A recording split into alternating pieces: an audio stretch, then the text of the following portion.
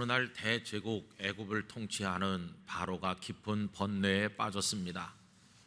영거포 2번 꿈을 꾸었는데 이 꿈이 애굽의 미래와 흥망성쇠와 깊은 관계가 있다고 생각되는데 아무리 생각을 해도 도무지 그 뜻을 알 수 없었기 때문입니다.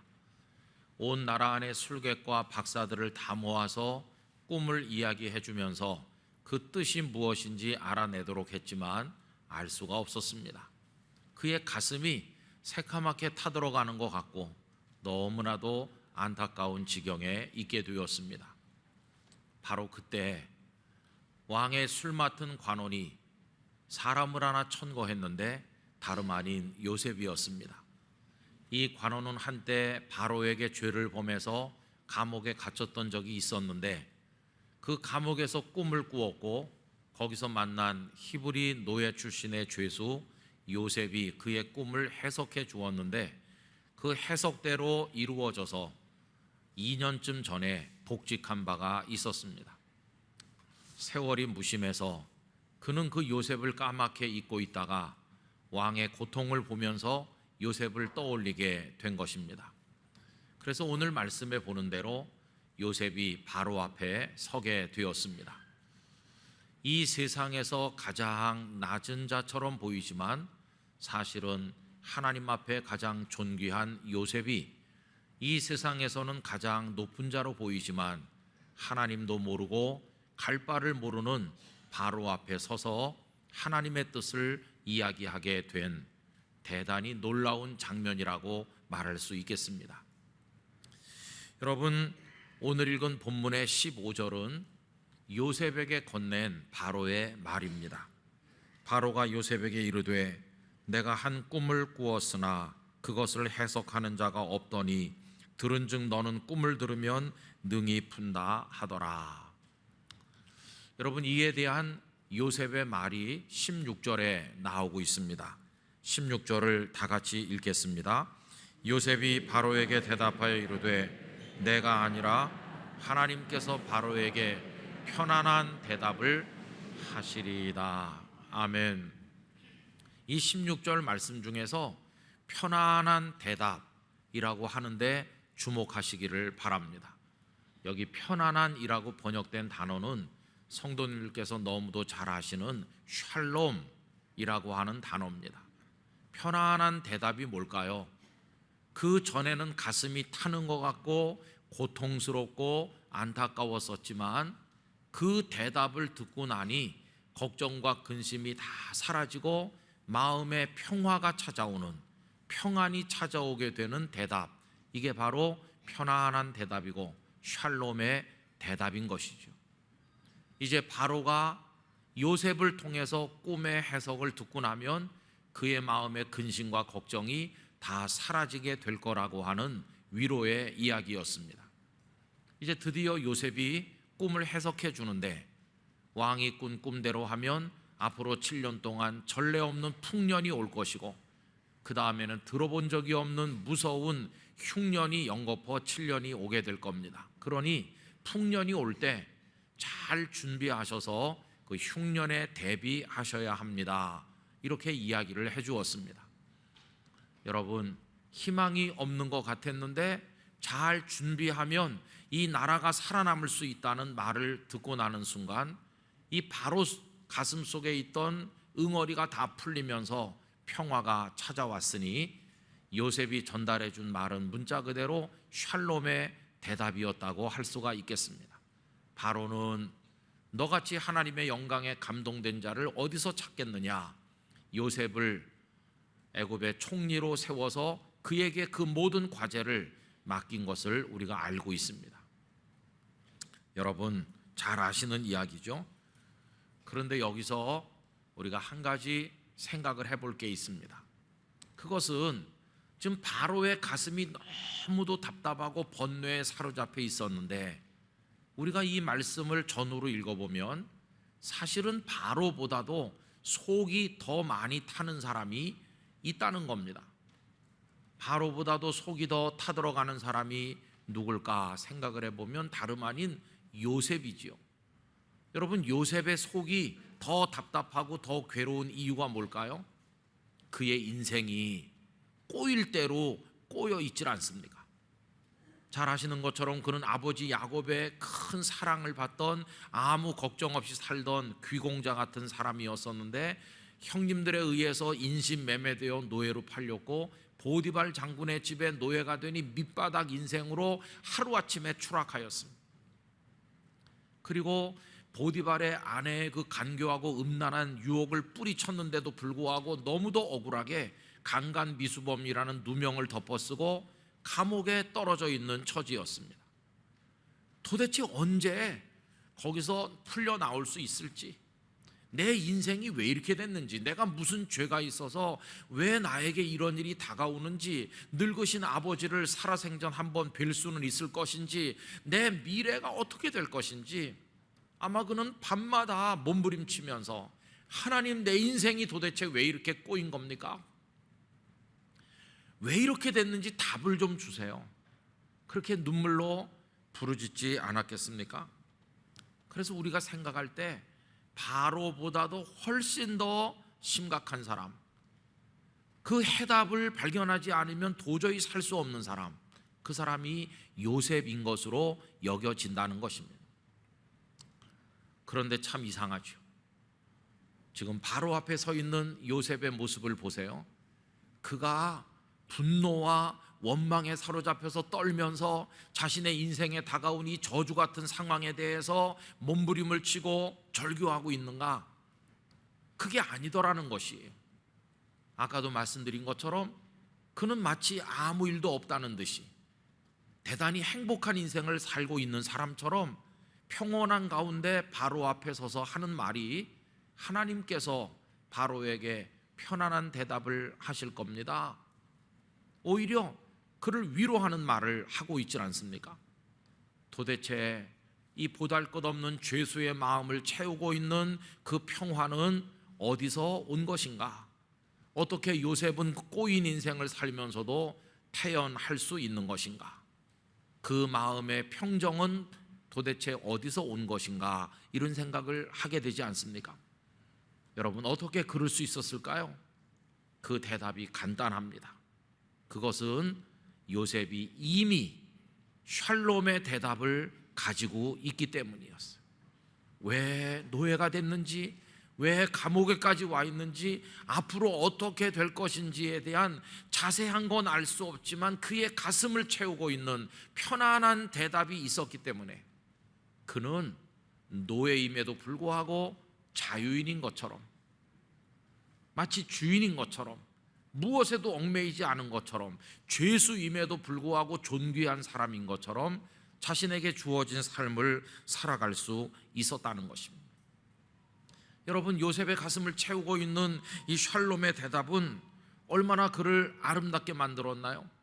그가 보디발의 집의 노예였지만 그는 주어진 자신의 그 모든 일들을 노예처럼 억지로 감당한 것이 아니었어요. 마치 그 자신이 보디발인 것처럼 그 모든 일을 주인의 마음을 가지고 기쁨으로 감당하였는데, 이것이 보디발의 눈에 들어서 이 사람이 모든 일을 내 마음처럼 하는구나, 주인인 것처럼 하는구나, 그의 모든 재산을 요셉에게 맡겨 관리하게 하니 그는 가정 총무가 되었습니다.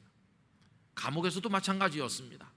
막 붙잡혀 억지로 끌려와 가지고 갇힌 죄수처럼 고통스럽게 산 것이 아니라 그는 감옥 바깥에 있는 사람보다 더 자유롭게 하루하루의 삶에 감사하면서 지나니 그것을 본 옥사장이 감동을 받아 그를 모든 죄수를 돌보는 이로 세우게 된 것이었습니다.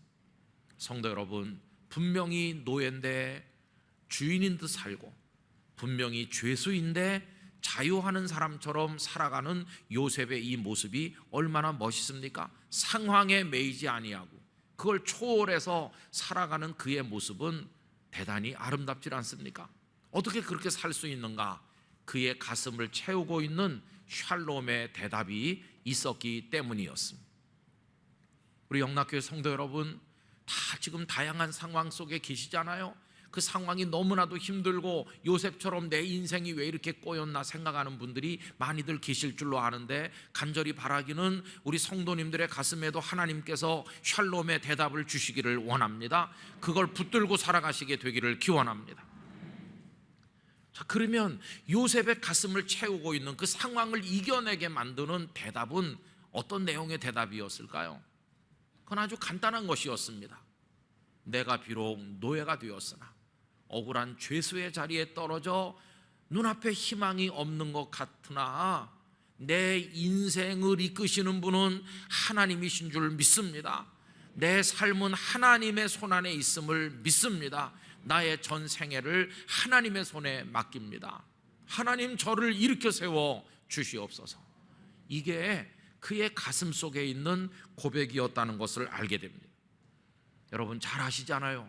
17살 됐을 때 그가 영거포 꿈을 꿨는데, 한 번은 자신의 곡식단을 향해 형님들의 곡식단이 절하는 꿈을 꾸었고, 또 한 번은 하늘의 해와 달과 11별이 요셉의 별에 절하는 것을 꾸었고, 꿈으로 꾸었고, 이거를 참지 못하고 아버지와 형님들에게 이야기하다가 호된 꾸지람을 받았고, 결국 형님들이 그를 미워한 끝에 애굽의 노예로 팔기에까지 이르지 않았습니까? 어찌 생각해보면 그 꿈 때문에 내가 이 지경이 됐어. 내가 그 꿈을 꾸지 않았더라면, 꿈을 말하지 않았더라면 이렇게 초라하게 전락하지 않았을 텐데 꿈을 원망했을지도 모릅니다. 그러나 요셉은 그렇게 하지 않았어요. 하나님, 제가 앞으로 어떻게 될지 저는 몰라요. 구체적으로 어떤 일이 저를 기다리고 있을는지 저는 알 수 없지만 한 가지 분명하게 압니다. 이 꿈이 하나님께서 주신 것이라면 하나님께서는 저를 언젠가 존귀한 자로 세우셔서 모든 사람이 저 앞에 엎드려 절을 하도록 저를 영광스럽게 하실 줄 믿습니다. 하나님, 그날이 올 때까지 무수한 허들을 넘듯 장애물을 통과해야 되겠지만 그 장애물을 넘게 하신다면 하나님의 손에 의하여 제가 승리할 줄 믿습니다. 내가 노예가 된 것도 감옥에 갇힌 것도 그 장애물들을 통과하는 과정이라는 걸 저는 알고 있습니다. 그러니 하나님, 저의 인생을 원망하지 않고 그날이 올 때까지 하나님께 맡겨 기다리도록 하겠습니다. 이렇게 생각하니까 노예로 살아도 감옥에 떨어져도 그는 자유인인 것처럼, 주인인 것처럼 그 상황을 초월하는 아름다운 삶을 영위할 수 있었다고 하는 것입니다.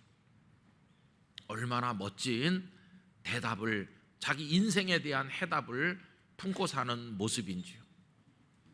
여러분, 상황이 우리들을 만들어가는 것이 아니라 그 상황을 어떤 마음으로 대하는지의 그 태도가, 우리 가슴에 심겨진 인생에 대한 해답이 우리를 만들어가는 줄로 믿습니다. 요셉의 가슴을 채웠던 그 확신은 그를 아주 당당한 사람이 되게 했는데, 주눅들지 않고 추하지 않게 모든 상황에 대처하도록 도와주었습니다. 보디발의 아내 유혹을 뿌리친 것도 그와 같습니다. 창세기 39장 9절, 이 집에는 나보다 큰 이가 없으며 주인이 아무것도 내게 금하지 아니하였어도 금한 것은 당신뿐이니 당신은 그의 아내임이라. 그 다음을 다 같이 읽으실까요? 그런즉 내가 어찌 이 큰 악을 행하여 하나님께 죄를 지으리까. 아멘. 그는 알았습니다. 자신이 보디발 장군 앞에, 아니면 그 아내 앞에서 사는 것이 아니라 사실은 하나님의 눈앞에 자신이 살고 있다는 걸 알았습니다. 자신의 인생의 주인이신 하나님 앞에 살고 있는데 내가 어떻게 하나님 앞에 이런 죄를 범하겠는가? 그는 정도를 걷기를 원했고 당당하기를 원하여 그 여인의 유혹을 뿌리칠 수 있었다는 것입니다. 그래서 그는 자신의 인생도 그렇고 다른 사람의 인생도 손에 쥐고 인도하시는 분이 하나님이시요, 모든 사람의 삶이 하나님의 주권 아래 있다는 사실을 알게 되었습니다. 그래서 그는 관원들의 꿈을 해석할 때도 하나님을 알지도 못하는 그들에게 하나님 이야기를 하지 않았습니까? 창세기 40장 8절에 보면 그들이 그에게 이르되 우리가 꿈을 꾸었으나 이를 해석할 자가 없도다. 요셉이 그들에게 이르되 해석은 누구에게 있습니까? 하나님께 있지 아니하니까 청하건대 내게 이루소서. 그 신분이 높은 관원들에게 하는 말이, 당신들이 꿈을 꾼 것이 하나님의 주신 꿈이라면 그 해석은 하나님의 뜻 안에 있는 것이니 하나님께서 당신들의 인생을 붙들고 계시니 나에게 말해 보십시오. 그는 남의 인생도 하나님의 손안에 있음을 깨닫게 되었던 것이죠. 누가 하나님을 경외하는 사람인가? 여러분, 그 대답은 이겁니다. 내 스스로도 아니고 다른 사람의 손에 의해서도 아니고 나의 인생은 온전히 하나님의 손안에 있음을 믿는 사람. 그래서 하나님의 인도하심 아래 인생을 가져다 놓는 사람, 모든 결정과 모든 삶을 하나님의 주권 아래 자리 잡게 만드는 그 사람, 그 사람이 바로 하나님을 경외하는 사람인 것입니다. 여러분, 이런 사람은 낮이나 밤이나 하나님 앞에 있기를 소원하는 것입니다. 순경을 만나서 형통하도 역경을 만나서 어려워도 자신의 인생이 하나님의 손안에 있음을 확신하는 사람이 되는 것입니다. 그리고 하나님께서는 일을 시작하시고 진행하셔서 성취하시는 분인 것을 분명히 믿는 것입니다. 하나님께서 자신에게 주신 꿈, 관원들에게 주신 꿈, 바로 왕에게 주신 꿈도 다 하나님께서 주장하시는 그 모습을 보여주는 것이라고 생각했기에 그는 바로의 꿈을 해석할 때도 그 우상 숭배자에 불과한 바로에게 하나님을 계속해서 이야기하는 걸 보게 되죠.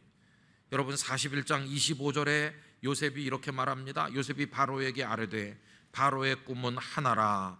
하나님이 그가 하실 일을 바로에게 보이심이니이다.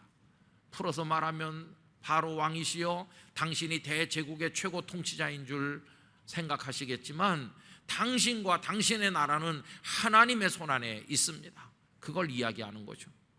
또 41장 32절 바로께서 꿈을 2번 겹쳐 꾸신 것은 하나님이 이 일을 정하셨습니다. 하나님이 속히 행하시리니. 정하시는 분도 하나님, 행하시는 분도 하나님. 인생사 모든 것에 대본을 하나님이 쓰시고 연출도 하나님이 하신다는 것을 그가 믿고 있었다는 것입니다.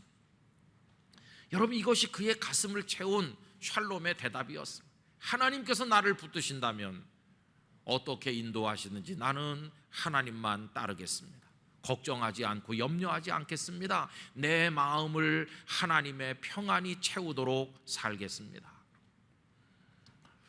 이것은 그가 총리가 된 다음에 더 분명하고 확실해졌어요.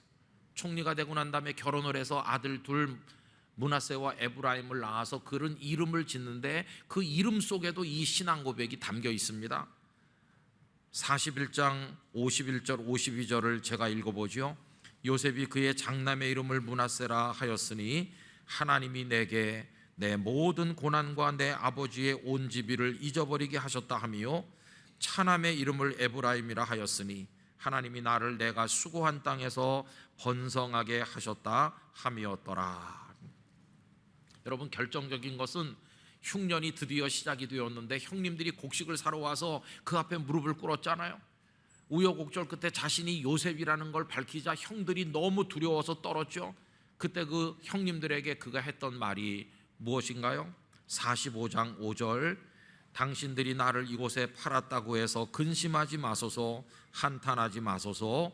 하나님이 생명을 구원하시려고 나를 당신들보다 먼저 보내셨나이다.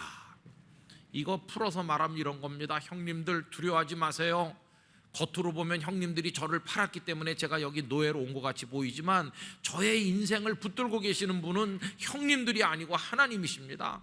하나님께서 저를 보내신 겁니다. 우리 가족도 구원하고 이 애굽 사람들도 흉년에서 구원하시려고 하나님이 보내셨으니 형님들 두려워하지 마세요. 전 형님들에게 복수 같은 거 하지 않습니다. 하나님이 하신 일입니다. 또 45장 8절 우리 화면을 보면서 다 같이 읽으실까요? 그런즉 나를 이리로 보낸 이는 당신들이 아니요 하나님이시라. 하나님이 나를 바로에게 아버지로 삼으시고 그 온 집의 주로 삼으시며 애굽 온 땅의 통치자로 삼으셨나이다. 여러분, 요셉은 이렇게 자기 인생을 사람의 손안에 둔 것이 아니라 하나님의 전능하신 주권적인 손안에 가져다 놓았는데 이게 바로 그가 하나님을 경외하는 믿음의 방식이었습니다. 이렇기 때문에 그는 초지일관 하나님께서 하셨다는 걸 고백하게 되었습니다. 나중에 아버지 야곱이 연로하셔서 세상을 떠나고 장례식이 끝난 다음에 그 형님들이 두려워해서 찾아와 용서를 구했을 때 그때도 똑같이 말하죠. 창세기 50장 19절 20절입니다. 요셉이 그들에게 이르되 두려워하지 마소서, 내가 하나님을 대신하리이까. 다 하나님이 하신 건데 내가 어떻게 형님들에게 복수하고 그렇게 하겠습니까? 하나님이 하신 일이에요. 이렇게 말하면서 20절, 당신들은 나를 해하려 하였으나 하나님은 그것을 선으로 바꾸사 오늘과 같이 많은 백성의 생명을 구원하게 하시려 하셨나니. 하나님의 뜻 안에 있으면 사람이 해할 수 없고 하나님이 인도하시면 언제나 승리하게 될 줄로 믿습니다. 이게 요셉이 가지고 있는 샬롬의 대답이었어요. 우리 영락교회 성도 여러분, 오늘 이 시간을 빌어서 말씀드립니다. 요셉의 믿음처럼 우리도 하나님을 경외하게 되기를 원합니다. 하나님을 인정하기를 원합니다. 하나님의 손에 우리 인생을 맡기기를 원합니다. 내가 결정한다, 남이 결정한다 이렇게 하지 마시고 내가 지금 꼬인 인생을 살든 어려운 인생을 살든 하나님의 손 안에 맡겨드리나이다. 이게 하나님을 경외하는 우리의 믿음이 될 것입니다. 하나님께서 어떤 답을 주시든지 그 답을 편안한 대답으로, 샬롬의 대답으로 여러분들 마음에 받으시기를 부탁드립니다. 이게 우리에게 남아있는 과제인 것이죠. 하나님을 경외한다고 하는 것은 이런 겁니다. 우리가 하나님을 아버지라고 부르고 하나님을 믿는다고 하는 건 시시한 게 아닙니다. 우리의 삶과 생명 전체를 다 하나님의 손에 맡기고 하나님의 주권에 순종하면서 하나님의 뜻대로 전진하며 모든 상황에서 감사하고 샬롬을 맛보는 것, 그게 여호와 하나님을 경외하는 것입니다. 우리도 삶도 맡기고 죽음까지도 맡기기를 기원합니다. 언젠가 하나님은 우리에게 이렇게 말씀하실 겁니다. 조금만 기다려라, 잘 될 거야, 이렇게 대답하시고 정말 조금 견뎠더니 승리케 할 때가 있을 거예요.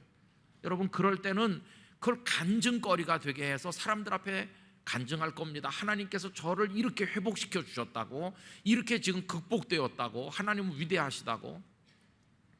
그런 은혜를 경험하신다면 많이 간증하시길 바랍니다. 그러나 언젠가 우리 모두는 끄트머리 한 번은 두 번째 대답을 들을 겁니다. 그때는 간증거리가 아니겠죠. 하나님께서 우리를 위해 준비하신 예수 그리스도의 십자가와 부활을 통해 준비하신 그 나라에 갈 거니까 사람들 앞에 간증 같은 거 할 겨를이 없겠죠. 그럼 간증 못하면 뭘 하게 될 것인가? 그때는 하나님 앞에 서서 영원히 우리 하나님을 찬양하게 될 줄로 믿습니다. 그게 여호와 하나님을 경외하는 사람의 모습인 것이죠. 영락의 모든 성도가 참 믿음, 절대 믿음을 발견하기 어려운 오늘 같은 시대에 살고 있지만 우리 성도들만은 이런 믿음으로 하나님을 경외하시기를 기원합니다. 내 주여 뜻대로 행하시옵소서. 내 모든 일들을 다 주께 맡기고 저 천성 향하여 고요히 가리니. 시끄럽고 소란스럽게 몸부림치고 원망하고 저주하고 그렇게 하는 게 아니라 고요히 인도하시는 대로 가는데 살든지 죽든지 뜻대로 하소서. 이런 믿음으로 하나님을 경외하는 우리 모두가 되기를 간절히 기원합니다.